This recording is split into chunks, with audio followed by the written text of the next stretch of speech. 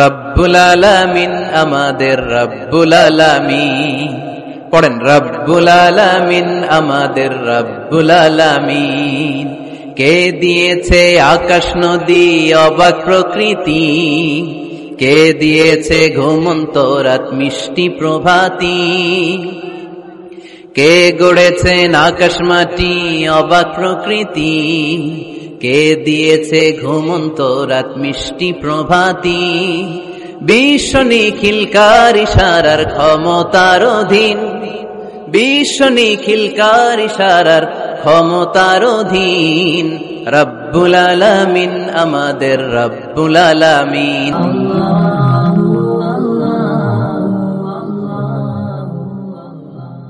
আমরা কিন্তু প্রত্যেক দিন ফরজ সালাতের পরে এই দোয়াটা করি কিনা ভাই? রদিতু বিল্লাহি রাব্বা, আল্লাহ তোমার রব হিসেবে পেয়ে খুশি, অবিল ইসলামী দীনা, ইসলামকে ধর্ম হিসেবে পেয়ে আমরা খুশি। এই দোয়াটা পড়ি কিন্তু অর্থ বুঝি না, তাই হৃদয়ে লাগে না, ঠিক কিনা? এজন্য অর্থ জানার দরকার আছে না নাই? আমি সব সময় বলি, প্রিয় ভাইয়েরা, কোরআনের অর্থ পড়ুন, মাতৃভাষায় কোরআনকে বুঝুন। শাইখ আব্দুর রহমান সুদাই যখন ইমামতি করতেছে তখন ওই আল্লাহর ঘরটা সামনে আছে না নাই? আপনারা টিভিতে দেখেন নাই? কাবা ঘরের সামনেই কিন্তু নামাজটা পড়ে। তো ওই আয়াতের অর্থ ছিল, এই ঘরের রবের ইবাদত করবা, তাহলে রিজিকের ব্যবস্থা করবে কে? তো ওই ঘরের সামনে দাঁড়িয়ে উনি ইমাম, চোখের পানি উনি ধরে রাখতে পারে? ধরে রাখা সম্ভব না। এর কারণ অর্থ বুঝি। আমরা আজীবন পড়ি সুবহান রাব্বিয়াল আ'লা, এর অর্থটা কি কেউ জানে না, ঠিক কিনা? তো চোখ দিয়ে পানি নামবে কেমনে? চাইনিজ ভাষা আমাদের কাছে যেরকম, কোরআনের তেলাওয়াত আমাদের কাছে অনেকটা এরকম। চাইনিজ ভাষার অর্থ জানি না, কোরআনের আয়াতের অর্থ জানি, কিন্তু এই কথা বললে কি আল্লাহ আমাদেরকে ছাড়বে? No excuse will be granted that day. সেদিন আল্লাহ কোনো এক্সকিউজ গ্রহণ করবে না। অনেক হিন্দু মুসলমান হয়, এরপরে তারা কোরআন বোঝে, আল্লাহ বলবে, হিন্দু হয়ে পারলো, তুই পারলি না কেন? জোরে বলেন ঠিক কিনা? এজন্য অর্থ বোঝার চেষ্টা করতে হবে। তাহলে আলোচনার যেই জায়গায় আমরা এসেছিলাম আর কথা বলছিলাম, আল্লাহ বলেছেন ইসলামকে তোমাদের ধর্ম মনোনীত করে আমি আল্লাহ খুশি। আমরাও বলে দিলাম, আল্লাহ তুমি যদি ইসলাম দিয়ে খুশি, আমরাও ইসলাম পেয়ে খুশি। জোরে কোন ঠিক কিনা? আমরা সব জায়গায় ইসলাম মানতে চাই, যতক্ষণ দেহে প্রাণ আছে ততক্ষণ পর্যন্ত ইসলামকে মানতে চাই, সব জায়গায় মানতে চাই, ইসলামকে আমাদের জীবনের আদর্শ বানাতে চাই, ঠিক কিনা? সাইয়েদনা ওমর ফারুক বলতেন, নাহনু কওমুন আ'আজ্জানাল্লাহু বিল ইসলাম, আমরা তো এমন জাতি যেই জাতিকে আল্লাহ তাআলা ইসলাম দিয়ে সম্মানিত করেছে। ফাইন ইবতাগাইনাল ইজ্জাতা বিগাইরিহি আযাল্লানাল্লাহ, ইসলাম রেখে দিয়ে কেউ যদি অন্য কোথাও সম্মান তালাশ করে, তাকে অপদস্থ করে ছাড়বে কে? এজন্য আমাদের সম্মান কোথায়? আমরা মুসলমান, এটা বলতে কি আপনাদের লজ্জা লাগে? পৃথিবীর যেই কোনো দেশে যাই, হিন্দুদের রাজ্যে যাই, বৌদ্ধদের রাজ্যে যাই, যেই কোনো ইমিগ্রেশনে দাঁড়াই না কেন, চিৎকার করে বলবো আমি মুসলমান। জোরে কোন ঠিক কিনা? We are proud of Islam. ইসলাম আমার অহংকার, ইসলাম আমার গর্ব, ইসলাম আমার আল্লাহর দেয়া ধর্ম। এজন্য ইসলামের বিজয়কে কেউ ঠেকিয়ে রাখতে পারবে? আমি প্রায় উদাহরণ দিয়ে, উপমা দিয়ে বলি, ইসলাম হচ্ছে চারা বীজের মতো। চারা বীজ মাটিতে ঢুকিয়ে দিলে এটা উপরের দিকে ওঠে। তো ইসলামকে যারা মাটিতে গেড়ে ফেলতে চায়, তারা জানে না ইসলামের উপমাটা অনেকটা চারা বীজের মতো। ইসলামকে মাটিতে গেড়ে দিলে এটা কি হবে? জোরে বলেন, আরো জোরে বলেন। উপরের দিকে গর্জে উঠবে। এই যে উপমা দিছি, এটা নিয়েও আবার অনেকে ভুল ধরে, আছে না নাই? আল্লাহ নিজেই কোরআনে উপমা দিয়েছেন, মাসালুল্লাযীনা ইউনফিকুনা আমওয়ালাহুম ফি সাবিলিল্লাহি কামাসালি হাব্বা, যারা আল্লাহর রাস্তায় দান করে, এই দানের উপমা হচ্ছে একটা চারা বীজের মতো। সুবহানাল্লাহ পড়েন। এই চারা বীজ থেকে 7টা শীষ বের হয়, প্রতিটা শীষে জন্ম নেয় শত শস্য দানা। আল্লাহ যারে চায় ইচ্ছা মতো রিজিক দিয়ে তার জীবনকে পূর্ণাঙ্গ করে দেয়। সুবহানাল্লাহ পড়েন। এজন্য আল্লাহ বললেন, ইসলাম হলো আমার একমাত্র মনোনীত ধর্ম। ইসলাম ছাড়া অন্য কেউ যদি সম্মান তালাশ করে, তার কাছ থেকে কিছুই আমি গ্রহণ করব না। কিয়ামতের দিন সেই লোকটা হবে হায় হায় কোম্পানির ম্যানেজার, ঠিক কিনা? এজন্য আমরা একটা ধর্মকেই মানতে চাই। চিল্লায় বলেন তো, ধর্মটার নাম কি? ইসলাম ছাড়া অন্য কিছু মানি না। ইসলাম ছাড়া অন্য কিছু মানি না, মানব না। বিষ্ণু ঈসা ইসলাম বলেছেন এই ইসলামের বিজয়কে কেউ ঠেকিয়ে রাখতে পারবে না। তার কারণ ইন্নাল্লাহ যাওয়ালি আল আরদা, নিশ্চয় আল্লাহ তাআলা এই জমিনটাকে আমার জন্য সংকুচিত করে ছোট করে দেখিয়েছে। ফারাআইতু মাশারিকাহা ওয়া মাগারিবাহা, আমি এই পৃথিবীর ডানে বায়ে সামনে পেছনে সবটা দেখেছি, আর আমার চোখ যতদূর পৃথিবী দেখেছে ততদূর জায়গায় আল্লাহ আল্লাহু আকবারের ধ্বনিকে পৌঁছে দিবে। তাই এই ইসলামের বিজয়কে কেউ থামাতে পারবে? গোটা বিশ্বব্যাপী আজ ইসলামের জয় জয়কার। কালিমা পড়ে অন্যান্য ধর্মের লোকেরা আজ মুসলমান হয়ে যাচ্ছে, ঠিক কিনা? আমাদের তাফসির মাহফিল গুলোতেও অনেক হিন্দু ভাইরা কালিমা পড়ে মুসলমান হয়, আপনারা শুনছেন? আলহামদুলিল্লাহ কইবেন না? গোটা বিশ্বের সবচেয়ে নির্যাতিত ধর্মের নাম হচ্ছে ইসলাম, সবচেয়ে নিষ্পেষিত, খালি মাইর খায়। ফিলিস্তিনে মাইর খায় কারা? মুসলমান। কাশ্মীরে মার খায় কারা? ইরাকে, বার্মায়, আমাদের টেকনাফে, গোটা বিশ্বে মুসলমানেরা মার খায়। কিন্তু তারপরেও বিধর্মীরা তাদের ধর্ম বাদ দিয়ে এই ইসলামের ভেতরে ঢোকার জন্য প্রতিযোগিতা শুরু করে দিয়েছে। ইউরোপ আমেরিকাতে মসজিদের সংখ্যা বেড়ে যাচ্ছে, তাদের যে খ্রিস্টানদের গির্জা এগুলো তারা বিক্রি করে দিচ্ছে, মুসলিম কমিউনিটি ওই গির্জারে মসজিদ বানায় ফেলতেছে। এই ইসলামের বিজয়কে কেউ ঠেকায় রাখতে পারবে? যেহেতু ইসলামের বিজয় অবশ্যম্ভাবী, আমরা ইসলামের সাথে মিলে থাকতে চাই, মিশে থাকতে চাই, আমরা বিজয়ের অংশীদার হতে চাই।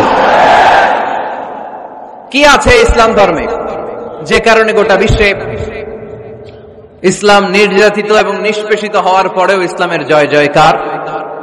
আজকে আমাদেরকে জানতে হবে কি আছে ইসলামে। What is the characteristics of Islam? কি বৈশিষ্ট্য রয়েছে ইসলামে, কি বৈশিষ্ট্য দিয়ে আল্লাহ তাআলা বৈশিষ্ট্যমণ্ডিত করেছেন। আজকে এই সংক্ষিপ্ত পরিসরে ইসলামের 10টি বৈশিষ্ট্যের কথা আমরা শুনবো, আওয়াজ করে পড়েন ইনশাআল্লাহ। আপনাদের হিন্দু বন্ধু আছে না? এই হিন্দুদের সাথে যখন কথা বলবেন উল্টাপাল্টা কথা না বলে এই 10টা পয়েন্ট নিয়ে আলোচনা করবেন। আপনাদের অফিসে হিন্দু কলিগ আছে না? তাদেরকে যখন ইসলামের দাওয়াত দিবেন এই 10টা পয়েন্টের আলোকে কথা বলবেন, পারা যাবে? আপনাদের এই ব্যবসা প্রতিষ্ঠানে, এই বান্টি বাজারে হিন্দু ভাইদের দোকান আছে না? পাশে যদি মুসলিম ভাইয়ের কোনো দোকান থাকে তার সাথে যখন আলাপচারিতা করবেন তখন এই 10টা পয়েন্ট নিয়ে কথা বলবেন, দেখবেন ইসলামের সৌন্দর্য দেখে সেও কালিমা পড়ে মুসলমান হয়ে গিয়েছে। যে বৈশিষ্ট্যগুলো থাকার কারণে গোটা বিশ্বে মুসলমানেরা নির্যাতিত হওয়ার পরেও ইসলামের জয় জয়কার, সেই 10টা বৈশিষ্ট্যের প্রথম বৈশিষ্ট্যের নাম হচ্ছে আর রাব্বানিয়া। আওয়াজ করে আমার সাথে সাথে বলেন আর রাব্বানিয়া। আবার পড়েন আর রাব্বানিয়া। এর মানে হচ্ছে এই ধর্মটা রবের টেক কেয়ারে চলে, এটা রবের দেয়া ধর্ম, এটা মন মস্তিষ্ক প্রসূত কোন ধর্ম। পৃথিবীর অনেক ধর্ম আছে মানুষের বানানো, ইচ্ছে মতো ধর্মগ্রন্থের মধ্যে যা মনে চায় লিখে দিছে, এরকম ধর্মগ্রন্থ আছে না নাই? কিন্তু আমাদের কোরআনের যতগুলো আয়াত, যতগুলো সূরা, এর একটা আয়াতে কেউ কোনো চেঞ্জ করতে পারছে? কোরআনের একটা শব্দে কেউ কোনো পরিবর্তন ঘটাতে পেরেছে? একটা নোক্তার মধ্যে চেঞ্জ করতে পারছে? এক আয়াতে আল্লাহ কোরআনে বলেছেন ফাআবাউ আইয়ুদাইফুহুমা, মানে দুইজন নবী এসেছিল ইহুদিদের কাছে, ইহুদিরা তাদেরকে মেহমানদারি করায় নাই। এটা একটা বদনাম না?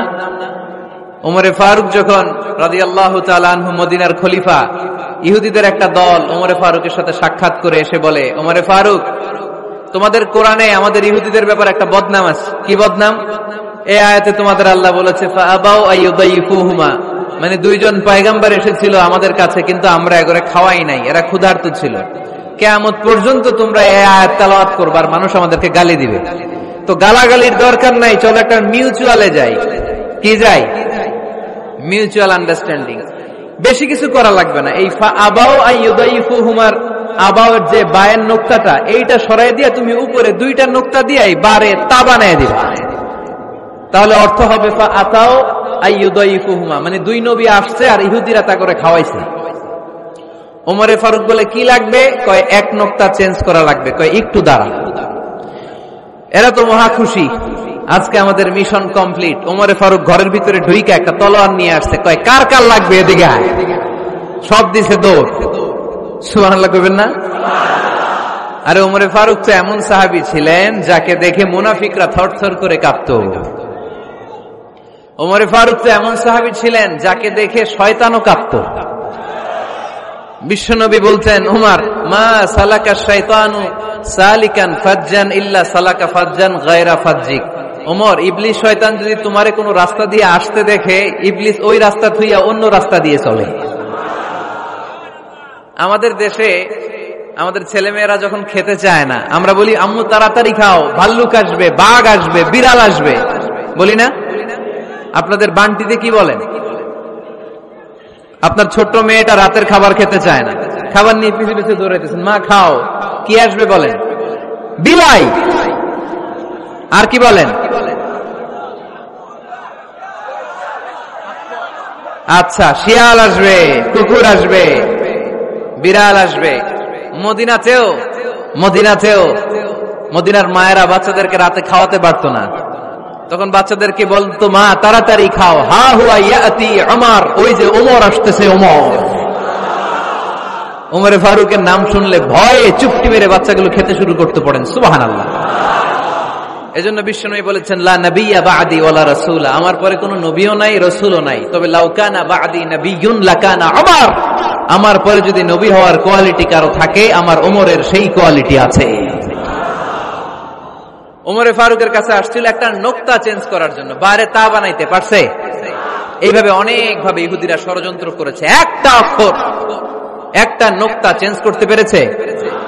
এই ভারতবর্ষ থেকে কোরআন কিভাবে দূর করবে অনেক প্ল্যান করেছে ইংল্যান্ড থেকে। পরে তারা ভাবলো ভারতের যত কোরআন আছে আগুন দিয়ে জ্বালাই দিব, তাইলে কোরআন দূর হয়ে যাবে। পরে তাদের আরেক কমিটি রিপোর্ট করলো, না, আমরা এসে অডিট করে দেখলাম এরা শুধু কাগজে এই কোরআন লিখে রাখে না, এদের হেফজখানাগুলোতে বাচ্চারা মাথা ঢুলতে ঢুলতে কোরআন পরে পরে সিনার ভিতরে ঢুকায় রাখে। যদি আগুন লেগে ধ্বংস হয়ে যায়, ধ্বংস হয়ে যায়, যদি আগুন লেগে যায় পুড়ে যায় পৃথিবীর সব বইয়ের দোকান, বিশ্ব থেকে হারাবে না পবিত্র কোরআন, বিশ্ব থেকে হারাবে না পবিত্র কোরআন। আগুন জ্বালিয়ে দিয়ে কোরআনকে শেষ করা যাবে? কোরআনের গালে দিয়ে কোরআনকে থামানো যাবে? কোরআনের মাহফিল বন্ধ করে কোরআনের আওয়াজকে স্তব্ধ করা যাবে? পৃথিবীর কোন অপশক্তি কোরআনের কিছুই করতে পারবে না। চিল্লায় বলেন ঠিক কিনা? এজন্য আমরা কোরআনের সাথে থাকতে চাই, ইসলামের বিজয়ের অংশীদার হতে চাই। চিল্লায় বলেন ঠিক কিনা?